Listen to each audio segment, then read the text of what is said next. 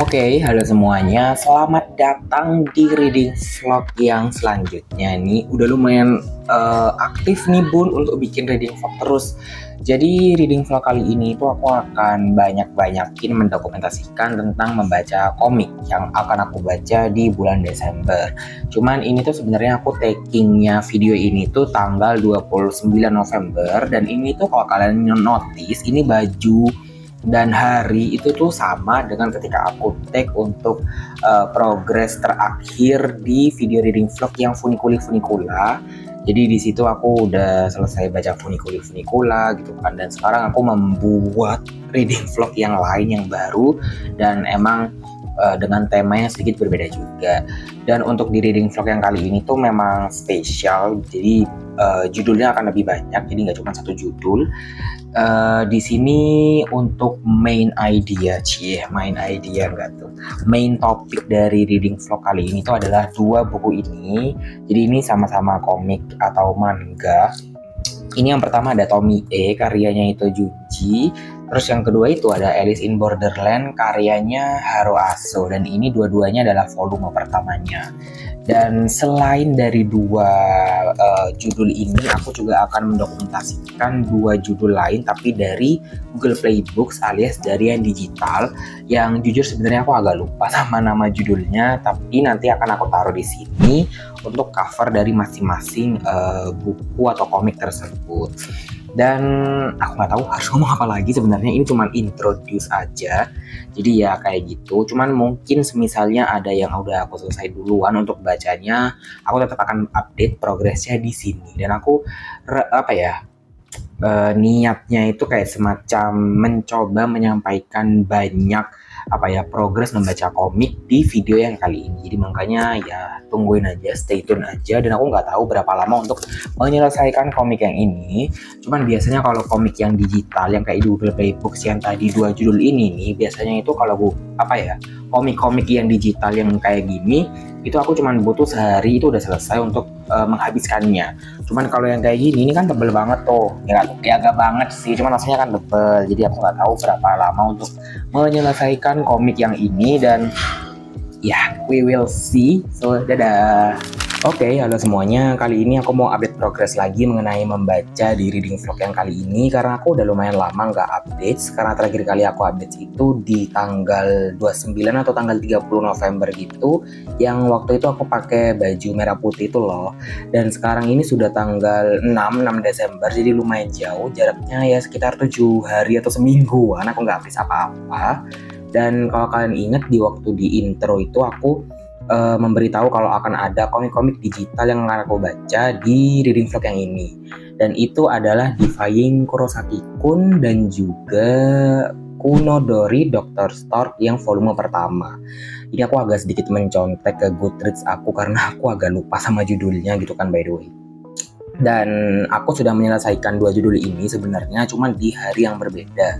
Untuk yang Defying Kurosaki-kun ini tuh aku sudah selesaiin di hari Minggu tanggal 3. Sementara untuk yang Kunodori Dr. Stork itu aku baru selesaiin kemarin tanggal 5. Jadi di sini aku akan menjabarkan secara singkat aja kali lah ya, ini tuh ceritanya tentang apa dan gimana ratingnya.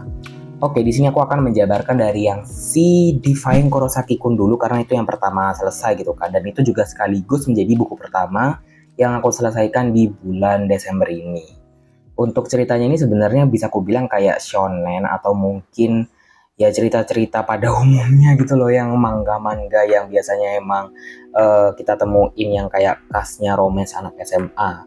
Kalau aku emang sering nyebutnya itu atau ngejulukinya sebagai roman yang khas anak SMA, karena emang cerita-cerita shonen itu kan emang latar belakangnya dan tokohnya itu kan emang seringnya anak SMA gitu kan. Jadi ya khas shonen pada umumnya lah ya. Jadi di sini tuh ceritanya tentang seorang gadis atau anak perempuan yang dia ini tuh ya bisa dibilang mengagumi salah satu lelaki yang cukup terkenal juga di sekolahnya, yang disebut atau dijuluki sebagai The White Prince. Nah, cuman si White Prince ini tuh selalu barengan gitu sama bestinya yang mana bestinya ini tuh juga dijuluki sama orang-orang sebagai The Black Devil. By the way, bestinya tuh cowok ya, jadi maksudnya ini sahabatan gitu. Dua orang ini emang terkenal banget di sekolahnya. Cuman ini ada cumannya nih. Jadi yang si The White Prince ini tuh dia digambarin kayak misalnya ceria, terus suka nolong orang gitu kan. By the way, suara aku agak berubah karena ya kira-kira ini agak apa sih, cuacanya kurang enak gitu kan, cuacanya gitu. Oke, balik lagi. Nah, terus yang si White Prince ini kan dia emang digambarin ceria gitu lah ya, suka nolong orang gitu. Sementara yang si The Black Devil ini dia kayak digambarin sinis, jahat, ketus, menakutkan kayak gitu lah ya. Bahkan ada rumor juga yang mengatakan kalau si Black Devil ini nih, dia ini tuh dulu kayak mantan gangster atau apa gitu. Jadi kan makanya kan orang kayak makin takut gitu ya mau ngedeketin dia. Jadi orang-orang yang mau mendekati atau mungkin yang mau kenalan sama si White Prince itu harus mikir lagi karena mereka harus berpapasan dengan Black Devil gitu. Tapi si gadis yang ada di Defying Kurosaki-kun ini dia kayak tidak menyerah gitu, tidak gampang menyerah ya. Jadi dia tetap paksain gitu, kayak mau gimana pun aku harus ya at least kenalan gitu kan, karena emang itu jadi idola semua orang di sekolah itu. Ya singkat cerita, terus si gadis ini kayak disuruh pindah ke asrama gitu sama orang tuanya, yang mana di asrama itu setelah dia cukup tahu gitu lah ya, karena dia pertama tuh kayak kesel gitu, kayak kenapa harus pindah ke asrama gitu kan.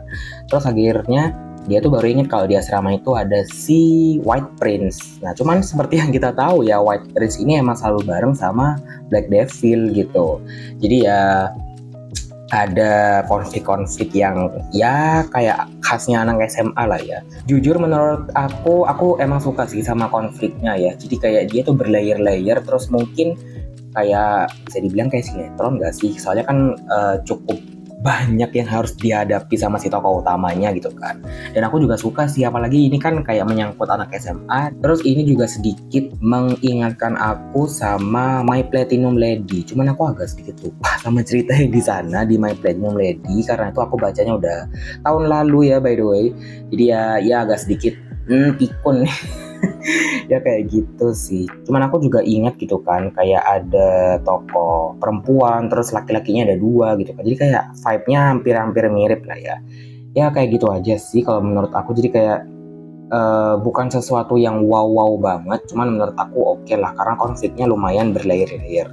Aku nggak tahu kenapa ya, aku tuh suka banget kalau di suatu komik itu konfliknya banyak dan itu bikin tokoh utamanya kayak pusing-pusing sendiri gitu. Jadi kayak misal ada beberapa tokoh gitu kan, yang ini sama yang ini lagi berkonflik, cuman yang ini tuh juga kayak kena dampaknya gitu, paham gak sih? Jadi kayak wow kayak drama akhirnya.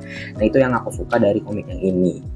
Terus kalau untuk rating aku cuma bisa kasih 3,5 sih ya, karena menurut aku ya ceritanya bukan yang spektakuler bombastis gitu juga enggak sih sebenarnya. Jadi makanya aku cuman kasih 3,5 aja. Cuman mungkin kalau kamu yang suka romance bakalan suka juga untuk sama ceritanya ini. Oke, sekarang kita akan moving on terhadap cerita yang kedua atau komik yang kedua, yaitu Konodori Dr. Stork. Ini aku baca yang volume pertama dan sebenarnya sama sih ya, si Defying Kurosaki-kun itu tadi aku juga baca yang volume pertama.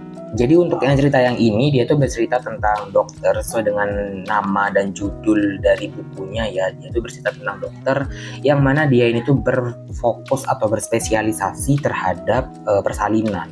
Kalau di Indonesia mungkin ini kayak yang mengatasi operasi sesar atau mungkin metode-metode lain yang berhubungan dengan kehamilan dan juga persalinan gitu kan. Dan itu menurut aku cukup menambah knowledge.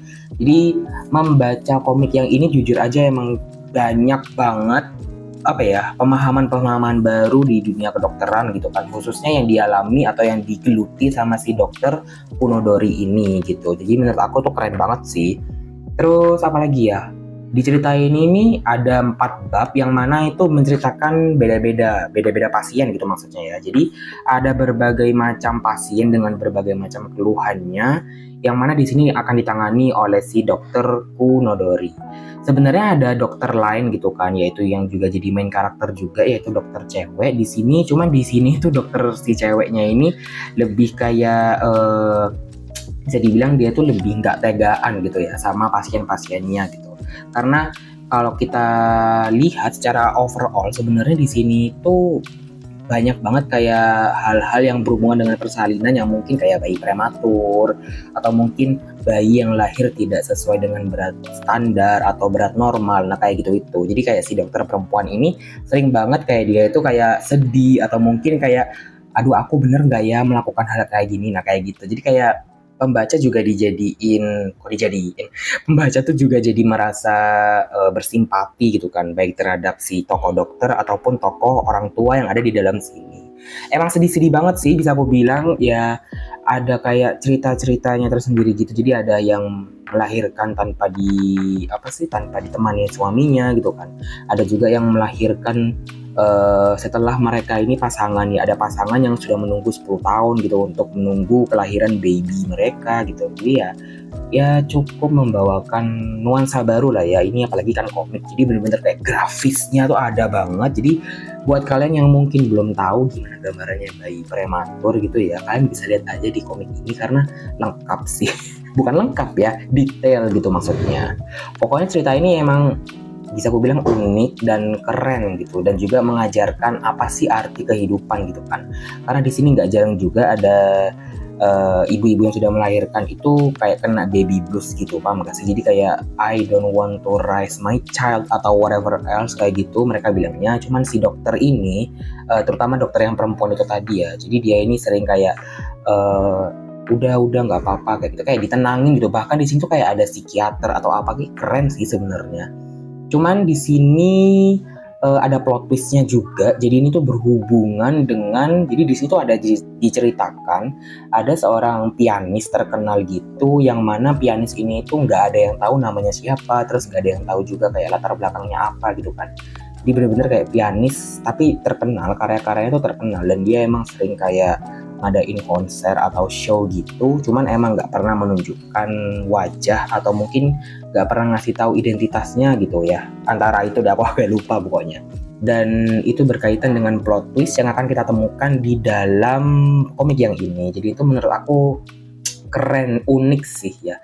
Cuman aku masih nggak bisa kasih rating yang terlalu tinggi juga. Jadi aku cuma bisa kasih rating 3,5. Jadi sama kayak di Flying Kurosaki-kun, aku cuma kasih ratingnya 3,5. Kenapa? Karena di sini menurut aku, I'm so sorry, art style-nya kayaknya bukan aku banget sih. Jadi kalau seperti yang kita tahu, ini mohon maaf banget ya.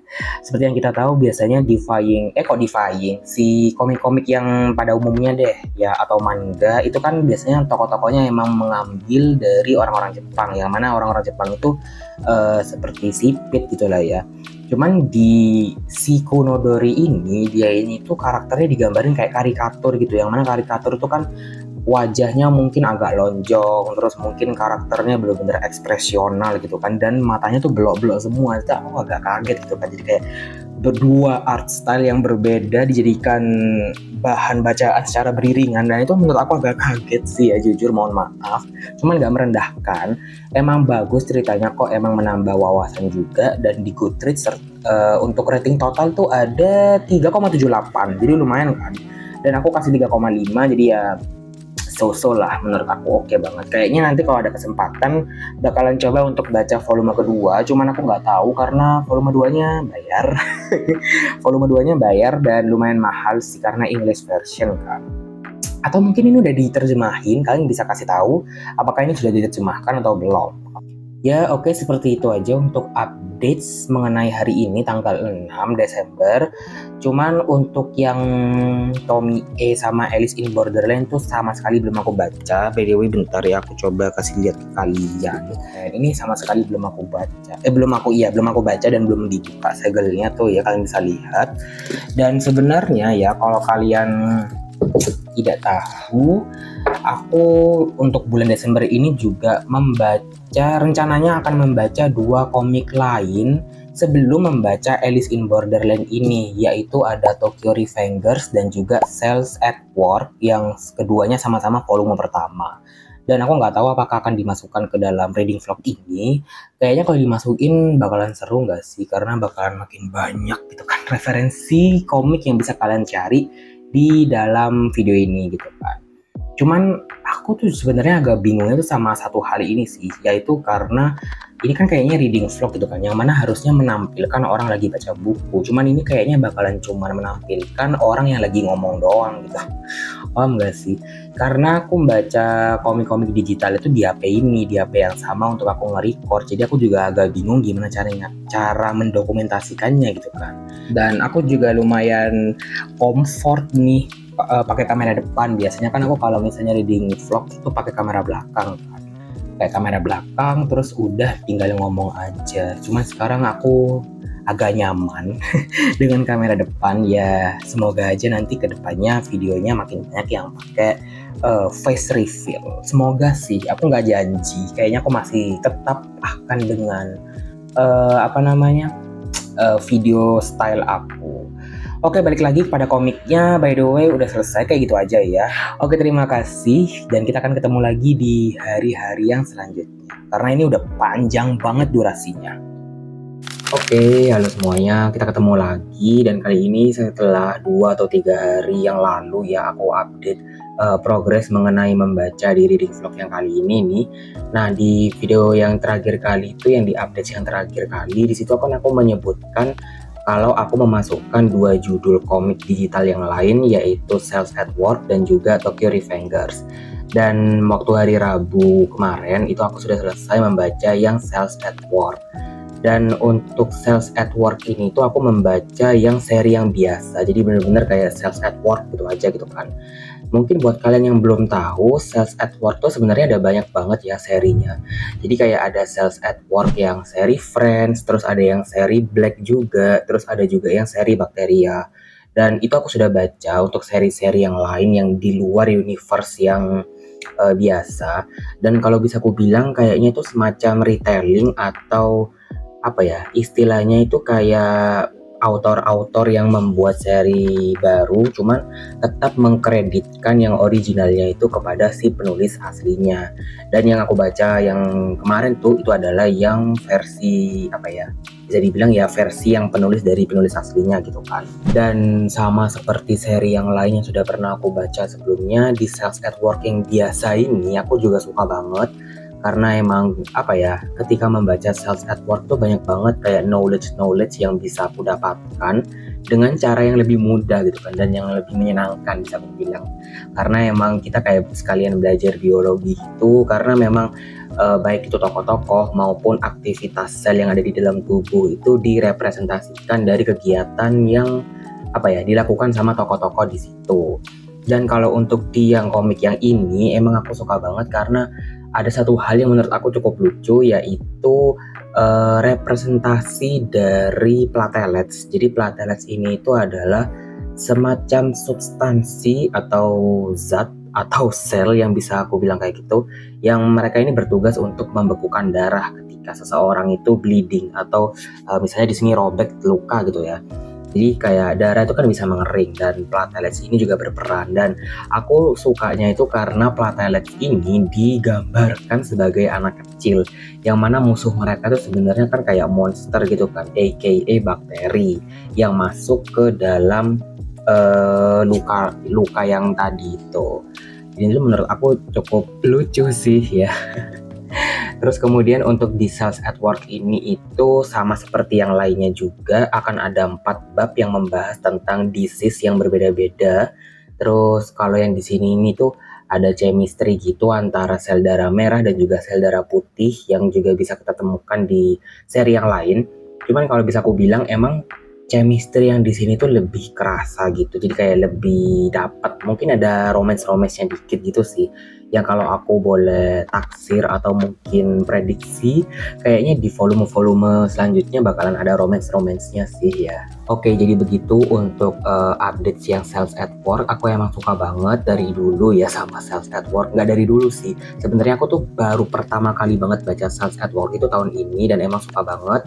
Jadi kalau untuk yang judul yang ini aku juga akan kasih 5 dari 5 bintang karena emang bagus banget, dan aku bacanya di Google Play Books. Oke, selanjutnya aku kemarin itu, oh ya sekarang aku belum bilang ya kalau sekarang itu tanggal 9 Desember by the way. Dan kemarin itu waktu tanggal 8 aku sudah membaca ini Alice in Borderland, cuman belum selesai. Jadi aku sudah membaca sekitar 3 bab dan sekarang sudah di bab keempat ya. Ini kalian bisa lihat progresnya sampai segini. Ya kurang lebih 45-50% selesai. Kalau di komik yang ini tuh bercerita tentang 3 sahabat yang namanya itu Arisu, Chota, dan juga siapa dah satunya namanya Karube ya. Jadi 3 sahabat ini tuh ya masih SMA gitu, sama seperti anak-anak SMA yang lainnya gitu kan. Dan mereka ini tuh sempat kayak bertanya tentang eksistensi kehidupan mereka gitu. Jadi kayak ya beberapa dari mereka ini menganggap apa ya mungkin bosan gitu kali lah ya. Terus mungkin mereka tidak kayak menganggap diri mereka tidak sespesial teman-teman yang lainnya kayak gitu-gitu. Jadi kayak dilema-dilema yang dihadapi oleh anak SMA. Dan suatu ketika mereka ini kayak bukan terdampar sih, lebih tepatnya kayak terbangun dan menyadari kalau dunia di sekitar mereka sudah berbeda jauh. Dan kayak pokoknya udah beda gitu, kayak bener-bener sunyi, sepi gitu, nggak ada siapa-siapa kecuali mereka bertiga ini. Sampai akhirnya mereka ini bertemu dengan seorang wanita yang bilang atau mengucapkan kalau mereka ini ternyata sudah masuk ke dalam sebuah game yang mana kreatornya nggak tahu siapa, yang menciptakan itu siapa gitu kan. Jadi ya mereka harus melaksanakan game yang ada mau nggak mau gitu kan. Dan di sini ceritanya itu kalau mereka itu salah dalam menyebutkan jawaban, mereka akan dikirimkan panah api. Jadi lumayan mendebarkan juga sih pada awalnya. Mungkin pada awalnya nggak kerasa yang sesuatu spektakuler gitu kan, karena panah api yang ditembakkan itu masih sedikit, masih kayak jumlahnya itu masih ya puluhan gitu ya.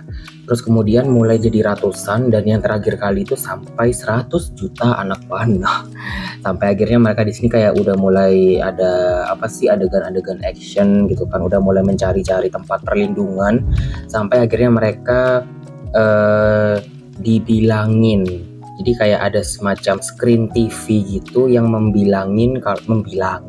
yang mengatakan kalau congratulations, game clear. Jadi ibaratnya babak pertama udah selesai dan sekarang aku nggak tahu lanjutannya kayak gimana. Jujur ini seru banget sih ya bukunya, dan aku nggak bisa ngelanjutin ini kemarin karena masih harus ada hal-hal yang harus aku lakukan gitu kan. Jadi makanya ini kayak nggak sempat untuk terselesaikan banyak kemarin. Jadi ya kayak gitu. Bau-baunya sih kayaknya aku bakalan suka sama novel komik yang ini sih ya. Cuma aku nggak tahu, kita akan cek nanti karena masih setengah. Dan kayaknya aku hari ini masih nggak akan baca yang ini karena aku masih harus baca Tokyo Revengers. Jadi rencananya aku akan menyelesaikan Tokyo Revengers duluan baru membaca yang ini. And by the way, di sini aku ada sedikit informasi kalau aku titip gitulah ya, atau beli just tip dari Kak Rachel dari channel Rachel's Library. Jadi waktu hari Rabu kemarin itu Kak Rachel datang ke Semesta Buku, itu acaranya Gramedia by the way, yang mana itu banyak banget buku-buku dari Gramedia yang murah banget, dan aku membeli ini 2 judul ini, yaitu Tukar Takdir karyanya Valian Budi dan juga The Eyes of Darkness karyanya siapa ini? Dean Koontz. Dan 2 judul ini emang udah lama banget aku penasaran dan pingin, dan aku ngedapetinnya ini ini per biji harganya 30.000. Jadi aku dapetin 2 judul ini cuman dengan harga 60.000 aja. Tadi sebenarnya aku ngebikin video unboxingnya gitu, cuman kayaknya unboxingnya tidak proper dan tidak estetik, jadi kayaknya aku hapus aja untuk klip yang itu. Intinya aku ingin memberitahu kalau aku sudah sudah membeli 2 buku yang ini aja sih. Dan sudah selesai untuk yang ini, update progresnya ya kayak gitu aja ya. Dan kita akan ketemu lagi di hari-hari yang selanjutnya.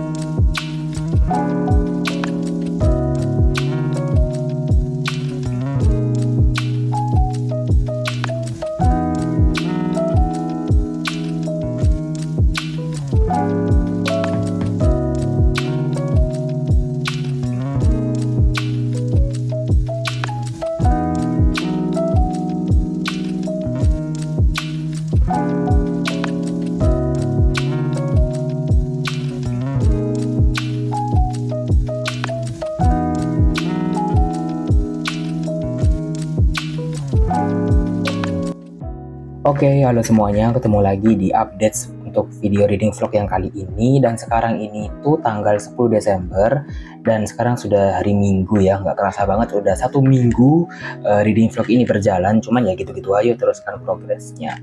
Oke, jadi kalau kalian tadi sudah melihat semacam ada cuplikan aku membaca di PC, itu adalah komik yang sudah aku selesaikan di hari ini, yaitu Tokyo Revengers volume pertama yang ditulis oleh Ken Wakui.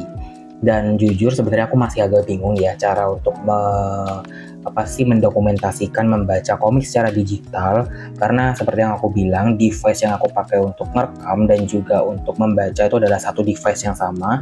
Jadi aku nggak punya device lain gitu kan untuk membantu. Jadi kayak ya udahlah ya, kita pakai laptop aja karena emang Google Play Books bisa diakses di laptop. Oke, kayaknya untuk mempersingkat saja di sini aku sedikit mereview kali lah ya, bisa aku bilang Tokyo Revengers ini bisa aku bilang dia ini tuh mixed feeling sih, keren. Cuman di satu sisi juga sempat kayak nggak sesuai ekspektasi aku gitu kan, karena di sini cukup banyak adegan yang kayak kekerasan gitu, kayak bullying gitu sih sebenarnya jatuhnya ya. Cuman di sini yang bukan nggak sesuai ekspektasi sih, kayak di luar ekspektasi, yaitu ada unsur time travel atau unsur time sleep, di mana tokoh utamanya ini kayak kembali ke masa lalu gitu untuk memecahkan kasus kematian si pacarnya. Jadi di sini bercerita tentang Takemichi Hanagaki yang dia ini tuh mendapati kalau pacarnya meninggal karena dia ini kayak ngeliat di berita gitu, ada kayak sekumpulan gangster gitu yang ya membunuh seseorang yang innocent atau yang tidak bersalah gitulah ya. Dan si korbannya itu adalah Hinata Tachibana, yang mana itu adalah pacarnya si Takemichi ini. Ya Takemichi bakalan sedih dong, dan dia tuh kayak ngerasa hampa kosong gitu, sampai akhirnya dia tuh kayak ngalor ngidul ke segala arah, hampir menemui ajalnya. Dan ketika itu dia itu kayak time sleep kembali ke masa lalu, yang mana dia tuh kembali ke 12 tahun yang lalu, yang pada saat itu dia masih SMP. Dan pada masa-masa itulah dia mulai mengingat-ingat kembali gitu kan, kalau waktu SMP itu dia memang cukup sering bergelut gitu dengan geng-geng yang lain atau mungkin anak-anak kelas yang lain gitu kan. Dan itulah yang membuatnya kayak yakin kalau kayaknya ada sesuatu yang bisa dirubah dari sini, dan sedikit demi sedikit dia mulai menemukan polanya. Nah dari situ kita mulai mengikuti petualangannya si Takemichi ini. Sebenarnya seru sih ya, seru banget, bahkan mengingatkan aku sama Funikula karena emang tokoh-tokohnya kembali ke masa lalu. Tapi di sini untuk cerita yang ini tuh masa depannya itu bisa dirubah. Jadi si Takemichi ini melakukan sesuatu yang tanpa dia sadari itu merubah masa depan. Dan itu berkaitan dengan adiknya si Hinata Tachibana, yang mana si adiknya Hinata ini tuh meminta tolong untuk ya tolong selamatin kakak aku gitu kan. Kayaknya gitu aja sih untuk updates-nya, dan aku mau kasih ratingnya itu 4 karena lumayan seru. Dan ya untuk bukan acara ya, untuk hari-hari yang santai dan flow gini menurut aku ini oke banget untuk dibaca. Apalagi hari ini hari Minggu, jadi kayak hari santai gitu. Jadi ya begitulah sih ya. Dan mungkin kalian sedikit notice kenapa aku ngomongnya pelan-pelan gitu kan, karena sekarang sudah malam, sudah jam hampir 10 malam ya. Jadi tadi sudah mencatat materi kuliah dan segala macem, jadi makanya aku baru bisa recordnya sekarang, dan mungkin mukanya sudah mulai kusam karena sudah mulai menunjukkan waktu-waktu malam gitu kan. Jadi ya seperti itu aja untuk updates yang kali ini. Oh ya, by the way, untuk yang Alice in Borderland belum aku lanjut lagi semenjak yang terakhir kali aku baca, which is kayaknya hari Jumat yang lalu ya. Jadi kayaknya ya udahlah ya gitu kan. Reading vlog yang kali ini tuh bakalan kayak ya semi santai aja sih menurut aku. Jadi kayak gitu aja untuk updates yang kali ini.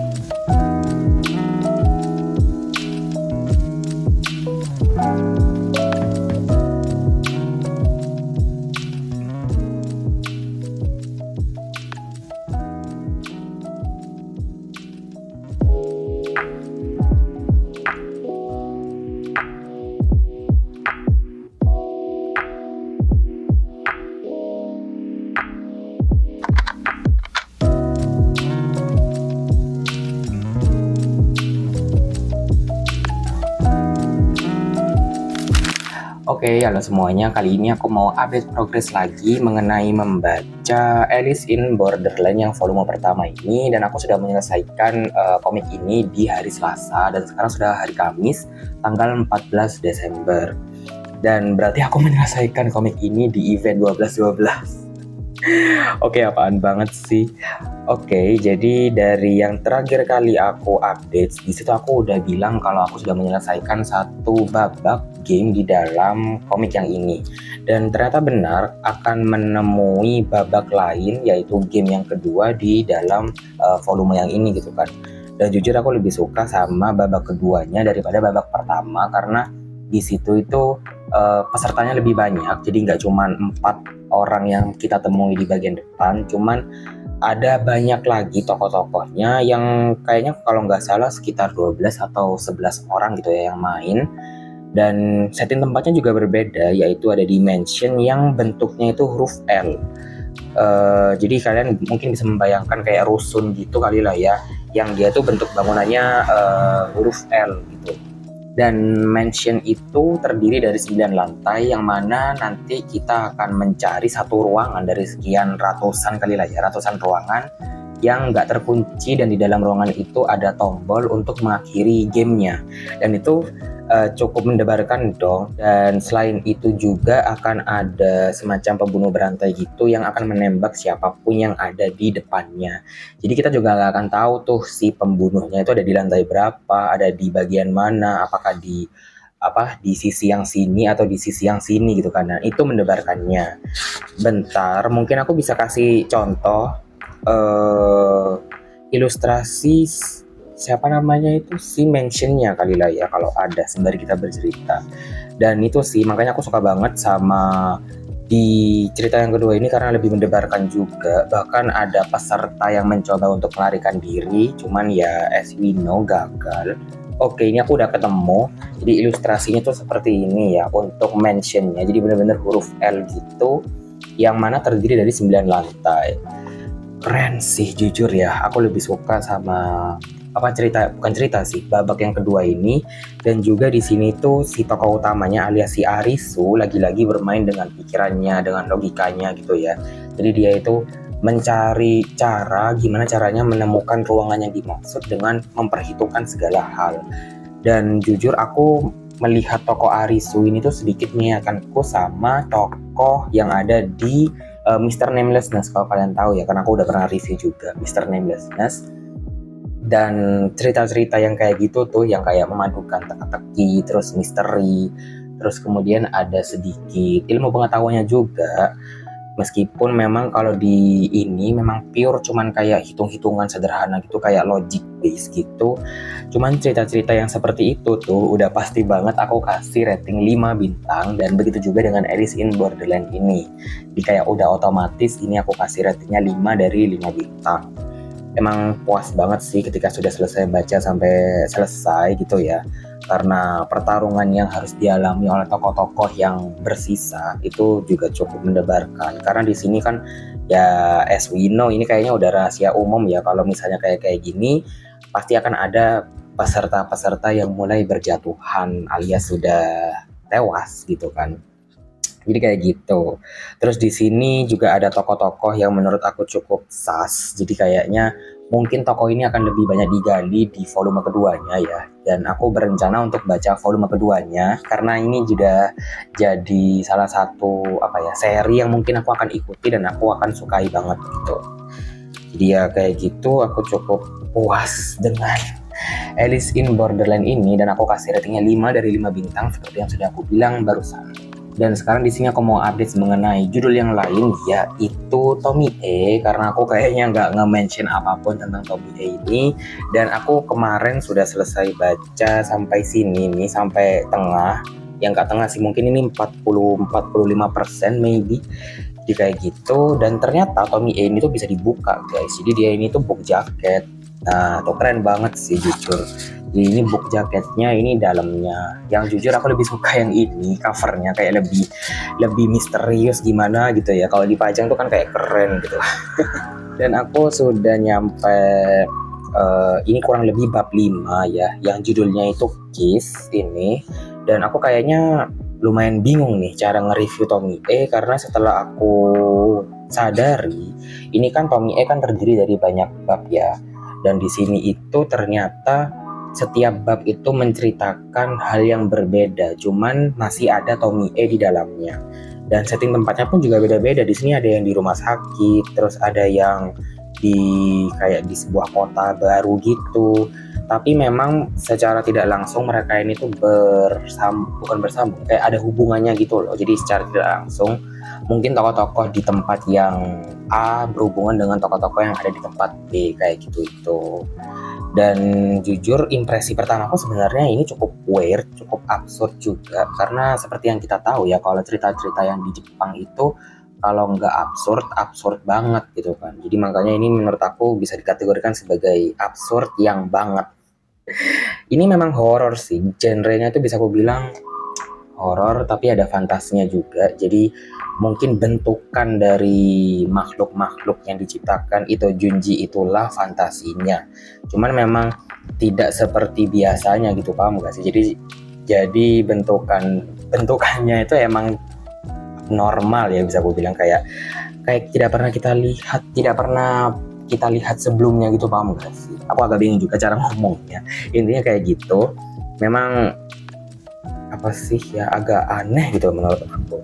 Karena di sini memang si Tomie itu digambarkan sebagai wanita yang cantik gitu kan, yang disegani dan kayak dipuji banyak orang. Cuman memang tokoh Tomie ini ternyata ya masih SMA ya, SMA atau SMP gitu. Kayaknya sih SMA ya. Pokoknya masih pelajar gitulah ya.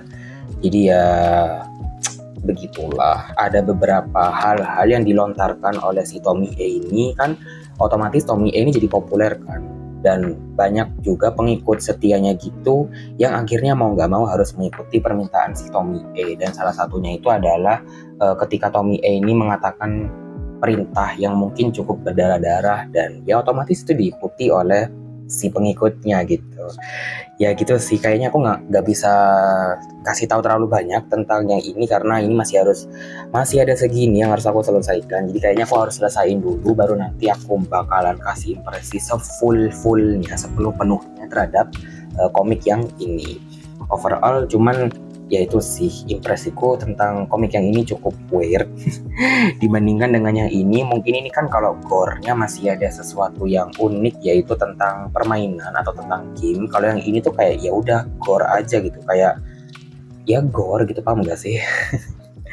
Oke, segitu dulu untuk update di hari Kamis tanggal 14 Desember yang kali ini.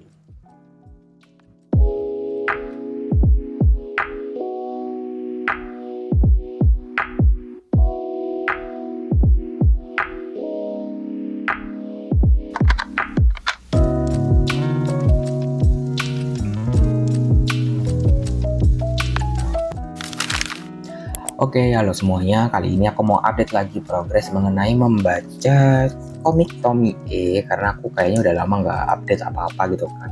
Terakhir kali aku update itu kayaknya kalau nggak salah tanggal 13 atau tanggal 14 Desember gitu ya.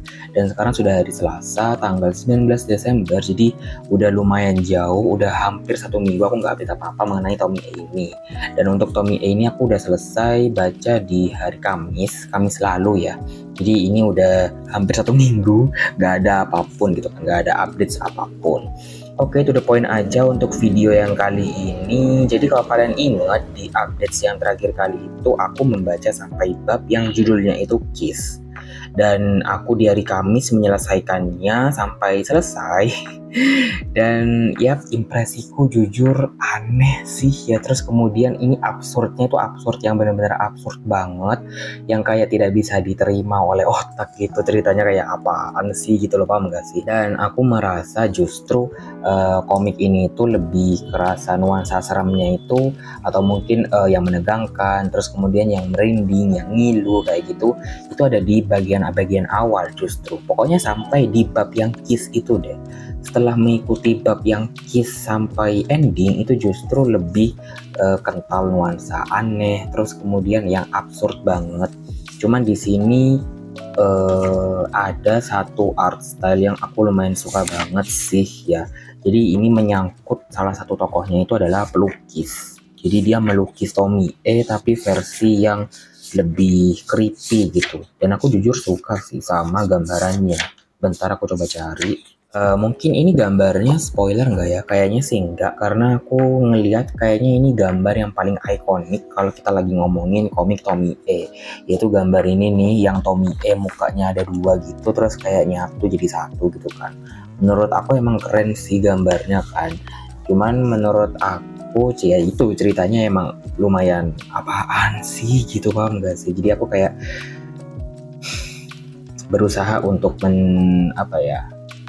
mendapatkan sensasi seramnya itu, cuman aku nggak bisa. Aku nggak ngerti kenapa kayak nggak seserem yang dibilang orang-orang gitu sih. Pokoknya semenjak dari bab yang kiss ini sih, menurut aku semenjak bab ini sampai selesai itu menurut aku ceritanya udah mulai kayak kok gini sih gitu, paham gak sih? Jadi kayak serem tapi serem, cuman menurut aku kayak nggak seserem bagian-bagian depan yang udah kita ikutin sebelumnya. Kayak lebih kental nuansa fantasinya sih kalau bisa aku bilang ya. Jadi sebenarnya Tomie ini genrenya apa? Horor kah atau fantasi atau gimana aku nggak tahu, karena Tomie juga tidak digambarkan seperti hantu-hantu pada umumnya gitulah ya.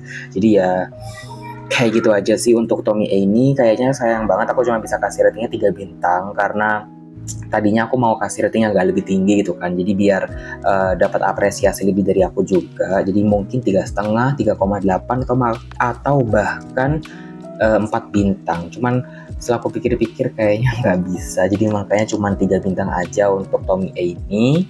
Terus beberapa hari yang lalu aku coba lihat gitu kan versi animenya, dan aku kayak skip gitu aja sih. Jadi kayak cuman emang melihat bagian-bagian yang pengen aku lihat aja versi grafis. Dan emang jujur ngilu sih ya, lebih serem karena ada kayak SFX suara si pemainnya gitu kan. Dan itu lagi-lagi memang ada di bagian depan. Jadi menurut aku bagian depan dari komik ini emang mampu menarik pembaca untuk mengikuti ceritanya sampai selesai, karena emang ini kan kayak kumpulan cerita gitu ya secara nggak langsung. Cuman memang ternyata aku sedikit mau meralat kalau memang nggak semua bab ini tuh akan menghadirkan cerita baru. Jadi bisa aja setting tempat yang baru atau tokoh-tokoh yang baru itu diceritakan mungkin dalam 2 atau 3 bab gitulah ya. Jadi nggak setiap bab itu langsung baru. I'm so sorry karena aku memang nggak tahu. Ya intinya ini kayak semacam kumpulan cerita. Bahkan aku pernah ngeliat juga di YouTube ada orang yang ngebahas apa sih hubungannya tokoh-tokoh yang ini tuh dengan Tomie, karena kayaknya emang nggak nyambung, kayak beda orang, beda tempat gitu kan. Terus kenapa Tomie mendatangi orang-orang ini gitu kan? Jadi itu yang jadi pertanyaan besar di Tomie ini. Ini ada volume keduanya, cuman aku kayaknya sayang banget gak akan melanjutkan untuk volume kedua. Cuman aku masih akan mencoba membaca karya-karya Ito Junji yang lain, mungkin kayak Kyo, terus kemudian apa sih yang best of best itu, terus kemudian beberapa judul-judul lain yang mungkin menurut teman-teman yang emang suka anime gitu ya, itu bagus. Jadi aku akan coba baca itu aja. Oke, ini sekalian juga untuk menutup video reading vlog yang super panjang ini ya, karena emang ada 6 judul yang aku baca di Desember ini, alias 6 komik itulah ya. Jadi makanya kenapa kalau durasinya tuh panjang banget, I'm so sorry. Kayaknya kalau dibikin part 2 juga gak make sense. Jadi makanya ya udah deh, daripada tambah kelamaan lagi kan outro-nya, langsung aja aku tutup untuk video reading vlog yang kali ini. Dadah.